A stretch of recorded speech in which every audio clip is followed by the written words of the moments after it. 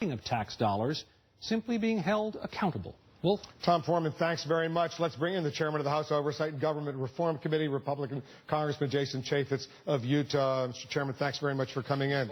So the chart you put out yesterday was misleading. If you had a do-over, you would have done it differently. No, right? I disagree. I don't think it's misleading. But this was a chart that was put out by this anti-abortion group. And that's why we labeled it as such. The numbers are exactly accurate. But the arrows show there is a reduction. I'll give you the two charts that would have been a more accurate way, and we'll put them up on the screen. That's the chart you showed, and it shows, the numbers are specific. It shows that from 2006 to 2013, abortions went from Planned Parenthood from 289,750 to 327,000. Right. Cancer screenings, prevention services went from 2 million down to just under 1 million. Right. But it makes it look like there's a whole lot more abortions than there are cancer screenings, whereas there's 3 times as many cancer screenings as there are abortions. Here's a chart that Vox put out with the exact same numbers that gives a more accurate reflection of what was going on, the decline in cancer screenings, prevention services,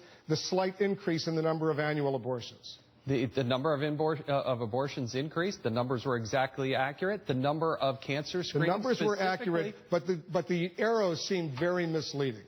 I stand by the numbers. I can understand where people would say that arrows went different directions, but the numbers are accurate, and that's what we were trying to protect. I guess the whole question is, it wasn't to scale. It didn't really show an accurate reflection when you show those kinds of arrows. The reality is the breast care screenings are down nearly 53% over the same. And you know why they say they're down like that? Because the federal government has recommended less annual screenings for certain procedures. That's why they say the numbers have gone down. But their funding has continued to go up, and that's the point. They tout that they go. We've heard the Cecile Richards talk about mammograms in the past. They don't do any mammograms there at Planned Parenthood.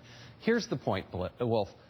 $127 million of revenue, more than their expenses. Most of the money they get about $500 million a year. Most of that are Medicaid reimbursements for cancer screenings, for other procedures, not for abortions, because the federal government doesn't allow Medicaid to reimburse for abortions. When they have more than $100 million in revenue over expenses, I would say, look, they do not necessarily need federal taxpayer dollars. They're flying first-class tickets.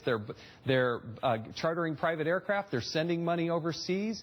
These are not things, they're exorbitant salaries, in my opinion, for a not-for-profit organization. We're having a funding discussion. The whole hearing was Planned Parenthood funding. That's what we were targeting.